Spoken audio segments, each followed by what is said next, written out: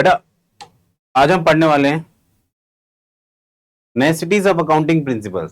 भाई इनकी आवश्यकता क्या है, हमें इनको पढ़ना क्यों है, हमें इनको अंडरस्टैंड क्यों करना है। अकाउंटिंग प्रिंसिपल्स को बिना पढ़े क्या हम अकाउंटिंग कर सकते हैं? सर अभी आपने थोड़े समय पहले हमें बताया था बुक कीपिंग हो गया, अकाउंटिंग हो गया, अकाउंटेंसी हो गया, आपने टर्म्स भी बता दी, तो उनके बिहाफ पे हम अकाउंटिंग कर लेंगे। ठीक है, मैं मान के चलता हूं आपने यहाँ पे पढ़ लिया कि अकाउंटिंग क्या होती है, मैंने आपको एक अपनी तरफ से सेट ऑफ रूल बता दिए। क्या ये रूल दूसरा आदमी भी मान रहा होगा? आप कहोगे मे बी, यस भी और नो भी। क्यों? क्योंकि हमें नहीं पता कि सामने वाला उस सेम रूल्स को पढ़ रहा है या फिर नहीं पढ़ रहा। जो मेरे रूल्स है, जो मैंने आपको पढ़ाए हैं बच्चे भी, उसने क्या पता सेकंड पर्सन से पढ़ा है और उसने सेकंड रूल्स पढ़े हैं, फिर थर्ड आदमी ने थर्ड रूल। लेकिन अगर हम सब एक ही रूल्स को पढ़ा रहे हैं और हमने एक ही रूल पढ़े हुए हैं, तो अब हम सबकी अकाउंटिंग कैसे होगी? सेम होगी। क्या वो अंडरस्टैंडेबल होगी? बिल्कुल। क्या वो कंपेरेबल होगी? बिल्कुल। क्या वो कंसिस्टेंट होगी? बिल्कुल होगी, क्योंकि हर कोई एक जैसी अकाउंटिंग कर रहा है। तो हमारा जो पर्पस है एक्चुअल में, तो अकाउंटिंग को सेम करना है। तो यही है नेसेसिटीज ऑफ अकाउंटिंग प्रिंसिपल्स। इसको पढ़ना क्यों है, इसके बारे में जानना क्यों है। Accounting principle are the essential to ensure accounting information is number one. First जो हमारे पास वर्ड है बच्चे, जो पहला पहला हमारे पास वर्ड आता है वो है क्या?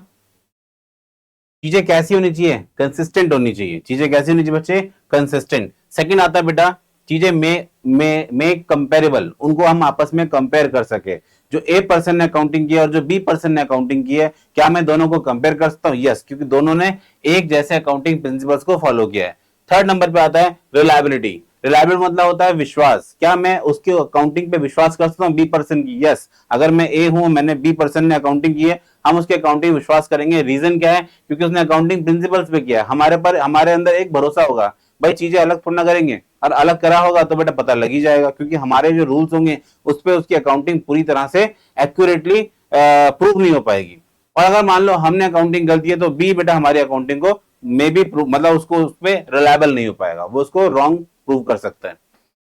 ठीक, अब इसके लिए बेटा अकाउंटिंग प्रिंसिपल, इन चीजों के कारण बेटा यही सारे रीजन है जिसकी वजह से अकाउंटिंग प्रिंसिपल को हम पढ़ते हैं। नंबर वन, पहला यूनिफॉर्मिटी।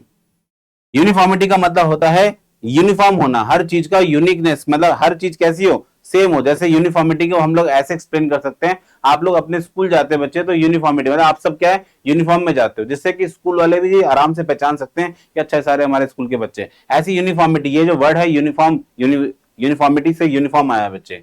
ठीक, तो यूनिफॉर्मिटी ऑफ अकाउंटिंग, एक समानता आती है, इससे क्या होती है? एक जैसी चीज आ जाती है। ठीक, जैसे कि यहाँ पे बता रखा है, इनको करने के पीछे क्या है? सारी चीजें किसे बनेंगी? स्टैंडर्डाइज मैनर में बनेंगी। सारी चीजें कैसी होंगी बेटा? मतलब हर टाइप की अकाउंटिंग कैसी है? हर टाइप की अकाउंटिंग जो है, जो अपना पे फाइनेंशियल इंफॉर्मेशन से, वो कैसी है? कंपेरेबल है। वो सभी किस में बेटा? स्टैंडर्डाइज मैनर के अंदर है। एक मैनर है जो कि पहले से बना बनाया है। नेक्स्ट हम बात करते हैं बेटा better understanding. Better understanding, better understanding का मतलब क्या होता है? अब उसे हम अच्छी तरीके से समझ सकते हैं, उसे अच्छी तरीके से अंडरस्टैंड कर सकते हैं। जैसे कि एग्जाम्पल के लिए हम यहाँ पे बात करेंगे बच्चे कि यूजर्स, अब जैसे कि जो हमारे अकाउंटिंग इंफॉर्मेशन के यूजर्स होते हैं, नंबर वन पहला होता है इन्वेस्टर, नंबर टू दूसरा होता है क्रिएटर्स, नंबर थ्री होता है मैनेजमेंट। अब ऐसे यूजर्स सर आपने दो टाइप के पढ़ाए थे, इंटरनल और एक्सटर्नल। क्या ये यूजर्स जो हमारी अकाउंटिंग का इस्तेमाल कर रहे हैं, क्या वो जो अंडरस्टैंड कर पाएंगे उसको? बिल्कुल कर पाएंगे, क्योंकि उन्होंने भी सेम टाइप की अकाउंटिंग पढ़ी है जो हम अकाउंटिंग उनसे उन्हें बना के जो हम लोगों ने अभी अकाउंटिंग इन्फॉर्मेशन दी है, वो सेम फंडामेंटल्स पे है। तो इससे क्या होगा? उनके लिए बेटर अंडरस्टैंडिंग हो जाएगी, वो उसको अच्छे से रीड कर पाएंगे, अच्छे से उसको लर्न कर पाएंगे। Point number third, reliability. Reliability मतलब होता है विश्वास, एंड उसके बाद क्या? ऑब्जेक्टिविटी। उसके अंदर हमारा ऑब्जेक्टिव होता है, हम लोग को जो जो हमारा पर्पस है उसे हम लोग ढूंढ सकते हैं। जैसे कि अब जो अकाउंटिंग होगी बेटा, वो बिना वेरीफाइबल एविडेंसेस के तो हो ही सकती। यह बात हमने पहले भी डिस्कस की है, टर्म्स के अंदर डिस्कस कर रही है। वाउचर्स, वाउचर्स के बिहाफ पे अकाउंटिंग होती है। अगर अकाउंटिंग बिना वाउचर्स की होने लग गई, तो कोई भी पर्सन कितना भी अमाउंट कभी भी रिकॉर्ड कर सकता है। लेकिन इसमें क्या होते हैं? Verifiability evidence. इसके अंदर हम लोग चीजों को वेरीफाई कर सकते हैं, चेक कर सकते हैं। आपके पास कोई फोन है, किताब है, बुक है, या फिर आपके पास घर है, मकान है, कार है, तो उसका आपके पास क्या सबूत है कि वो चीज आपकी है? आप बोलोगे सर हमारे पास उसके बिल हैं, कार है तो उसकी आरसी है, मकान है तो उसकी रजिस्ट्री है, फोन है तो उसका बिल है। आप ये बोलोगे हमारे पास इसका प्रूफ है। तो वेरीफाइबल मतलब जिसको हम लोग वेरीफाई कर सकते हैं कि ये एविडेंस के तौर पे हमारे लिए काम। तो रिलायबिलिटी आती है अकाउंटिंग से। तो अकाउंटिंग प्रिंसिपल्स कैसे बेटा? सभी को सेम सेम मानने पड़ते हैं। तो इसके लिए क्या है, हम लोग क्यों उसको पढ़ रहे हैं बेटा? एक तो यूनिफॉर्मिटी आती है, बेटर अंडरस्टैंडिंग होती है, रिलायबिलिटी होती है। यस और नो? Yes sir. फिर इसके बाद हम बात करते हैं क्या, अब जब हम लोग सबके सब एक जैसी अकाउंटिंग करते हैं तो वो एक अपना पे मीनिंगफुल है, क्योंकि सबके सब एक जैसी अकाउंटिंग कर रहे हैं, सबके सब एक रूल सेट को मान रहे हैं, सबके सब एक जैसी बातों को अंडरस्टैंड कर रहे हैं, देन उसको अप्लाई भी कर रहे हैं, तो मीनिंगफुल होगा, यूजफुल होगा। अकाउंटिंग इन्फॉर्मेशन कैसे होंगे? यूजफुल हो जाएंगे। आगे बेटा क्या है इसके अंदर? Relevant and meaningful. रेलिवेंट होगा, साथ में मीनिंगफुल होगा, and they ensure the important data not omitted and manipulated. Not omitted and manipulated, इसमें कोई भी डेटा के छेड़छाड़ नहीं की जाएगी, ना तो मैनिपुलेट किया जाएगा, ना ही वो लिखना भूलोगे आप लोग, क्योंकि आपके रूल जो कैसे हैं वो सेट हैं बिल्कुल। तो आप जब रूल बेस्ड अकाउंटिंग करोगे तो ना तो आप कभी भूल पाओगे, ओमिटेड कर पाओगे, ना ही उसमें अंदर कुछ बेटा आप उतार चढ़ाव कर पाओगे। क्योंकि जब भी हम लोग अकाउंटिंग करते हैं, एक छोटी सी बात बता रहा हूं, हम लोग चलते हैं डुअल एस्पेक्ट पे। तो डुअल एस्पेक्ट में क्या होता है, कोई भी अमाउंट अगर आएगा तो वो दो साइड पे सेम अमाउंट से आता है। मैंने यहां लिखा 1000 और यहां लिख रहा हूं बेटा मैं 100, तो डुअल एस्पेक्ट क्या है? ओमिटेड। ये मेरे से गलती हो रही है, ये मैं क्या कर रहा हूं बेटा? मैनिपुलेट कर रहा हूं, यहाँ पे मतलब मिस्टेक हो रही है मेरे से।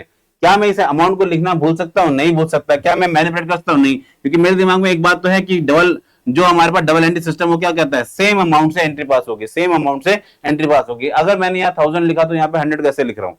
ठीक है, हम अपने आप से क्वेश्चन करेंगे। तो ये क्या अपना पे मीनिंगफुल और यूजफुल इंफॉर्मेशन बना देता है एक तरीके से। नेक्स्ट हम बात करते हैं क्या अकाउंटिंग को लीगल और रेगुलेटरी कंप्लायंसेस, क्या ये बातें मानी जाती हैं? बिल्कुल मानी जाती हैं। जैसे कि in India accounting principle specially notified under the companies act, mandatory for company. जितनी भी कंपनियां हैं वो कंपनी एक्ट के अंदर चलती हैं और कंपनी एक्ट को फॉलो कर रही हैं, जिसकी वजह से ये रेगुलरिटी है एक तरीके से कि आपको मानना पड़ेगा। ठीक। Next, it ensure the organization is legally compliant with the national accounting norms and standards. इसमें जो भी चीजें होती हैं अकाउंटिंग के नॉर्म्स और स्टैंडर्ड्स, सभी इसको फॉलो करते हुए चल रहे हैं और सभी इसको मानते हुए आ रहे हैं। नेक्स्ट हम बात करते हैं बेटा क्या? कंक्लूजन हम इसका पहले ही समझ चुके हैं कि भाई इसका कंक्लूजन क्या है? जो फाइनेंशियल स्टेटमेंट्स हैं अब वो कैसी होंगी बेटा? क्या वो कंफ्यूजिंग होगी, बिकम कंफ्यूजिंग, इनकंसिस्टेंट और अनरिलायबल? क्या ये हो सकती हैं? बिल्कुल नहीं होती। Defeating the very purpose of the financial reporting. मतलब जितने भी हम लोगों ने जो चीजें की हैं, अब ना तो बेटा उसमें इनकंसिस्टेंट तो हो ही नहीं सकता, रिलायबल होगा, अनरिलायबल कभी नहीं होगा। सेकंड, कंफ्यूजिंग नहीं होगा, कंपेरेबल होगा। कैसा होगा? कंपेरेबल होगा। अब उसे हम लोग कंपेयर कर सकते हैं, दो चीजों को हम लोग क्या कर सकते हैं बेटा? उसे कंसिस्टेंट है, वो चीजें जो भी बन रही होंगी वो सेम बन रही होंगी। नेक्स्ट क्या बेटा? वो अनरिलायबल नहीं होंगी, वो सभी चीजें कैसी होंगी? रिलायबल होंगी। कैसे होंगी बच्चे? रिलायबल होंगी, क्योंकि हमारे जो अकाउंटिंग प्रिंसिपल्स हैं वो उसको सेट ऑफ रूल्स के अंदर रिकॉर्ड करवाएंगे हमसे। वो उसके बियॉन्ड हम ना तो आगे जा सकते हैं, ना उसके पीछे जा सकते हैं, ना ही उसको हम भूल सकते हैं। तो अभी हमने बात की क्या कि अकाउंटिंग प्रिंसिपल्स कितने टाइप के होते हैं। अकाउंटिंग प्रिंसिपल्स के जो पर्पस है, जो उसकी नेसेसिटीज है, आवश्यकता क्या है बच्चे इसकी? तो पहला है यूनिफॉर्मिटी, सेकंड आता है बेटर अंडरस्टैंडिंग, थर्ड आता है रिलायबिलिटी एंड ऑब्जेक्टिविटी, नेक्स्ट आता है बेटा इसके अंदर meaningful and useful information. Next आता है legal and regulatory compliances. Legal भी होगा और रेगुलेटरी कंप्लायंसेस भी इसके अंदर होंगे। मेरी बात यहां तक क्लियर है? Yes sir. बेटा आगे हमें पढ़ना है फंडामेंटल अकाउंटिंग एजम्पशंस और कंसेप्ट्स। जो ये बात अभी हम लोग डिस्कस कर रहे हैं बच्चे,